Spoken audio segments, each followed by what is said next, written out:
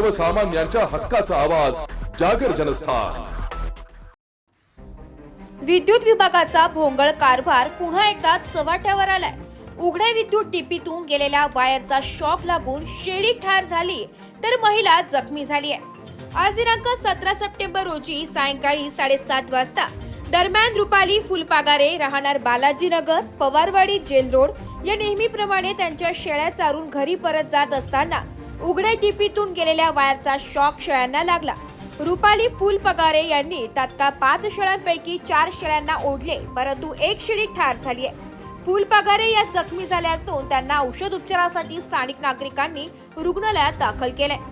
नाशिक शहरात आज दिवसभर मुसळधार पाऊस आणि ठिकठिकाणी छोट-मोठी तळे साचली आहे।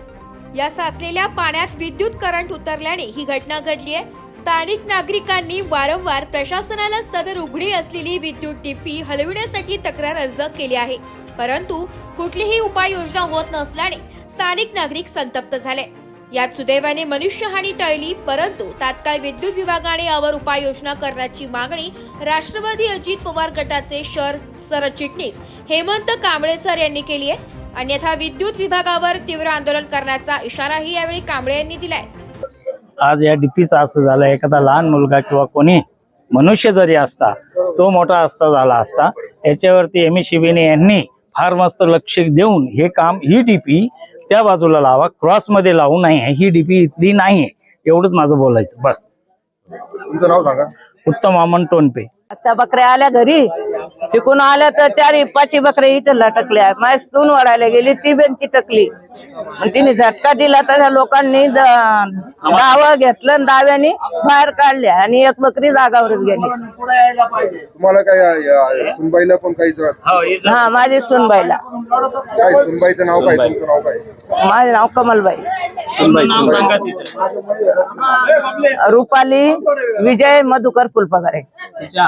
बालाजीनगर मोरेमाळा या परिसरामध्ये पाऊस झाल्याने या ठिकाणी पूर्ण रस्त्यावरती पाणी साचलं आणि पाणी साचल्यामुळे हे कमलाबाई फुलपगारे हे गेल्या अनेक वर्षापासून या बालाजीनगरचे रहिवासी असून यांच्या 4 शेळ्या ते नियमितप्रमाणे आपल्या चरून घरी घेऊन जात असताना त्या 4 शेळ्या या ठिकाणी डीपी मधली जी वायर होती ती पाण्यामध्ये असल्याने त्याचा करंट त्या पाण्यामध्ये उतरला आणि त्यामुळे त्या ज्या 4 शेळ्या होत्या त्या 4 शेळ्यांना करंट लागला आणि करंट लागल्यामुळे त्या एकमेकांना लटकल्या, एकमेकांना त्या शेळ्या चिटकल्या। त्यामध्ये त्या ताई आहे, त्यांच्या सुनबाई आहे, त्याच्यामधून 3 शेळ्यांना वाचवण्यामध्ये त्यांना यश आलं, पण त्याच्यामध्ये त्यांना देखील करंट लागला आणि त्यामध्ये एक शेळी जी आहे ती दगावलेली आहे। खऱ्या अर्थाने अतिशय भयानक ही परिस्थिती आहे। हा स्लम परिसर असल्यामुळे या ठिकाणी सर्वांनी इथे राहणारे अनेक लोक आहेत, पण त्याच्याकडे कुठल्या तरी प्रशासनाने लक्ष दिलं पाहिजे। कारण आपण बघतो आहे की एमएससीबीला इथल्या लोकांनी अनेक वेळा त्यांना पत्रव्यवहार केलेला आहे, त्यांच्याकडे अनेक विनंती केलेल्या आहे, पण ह्या जो रस्ता आहे, हा कॉन्क्रीटचा रस्ता आहे, या रस्त्यावरती अनेक ज्या डिप्या आहेत त्या उघड्या पडलेल्या आहे, त्यांच्या वायरी ज्या आहेत त्या उघड्या पडलेल्या असल्यामुळे त्यांच्या आता तर फक्त प्राण्यांचा जीव गेलेला आहे।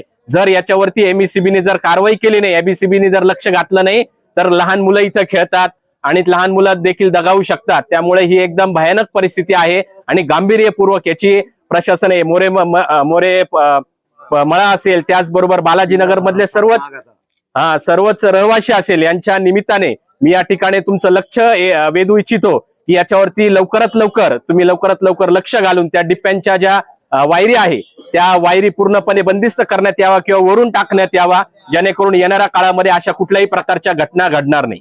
धन्यवाद। मी बाळासाहेब काळे।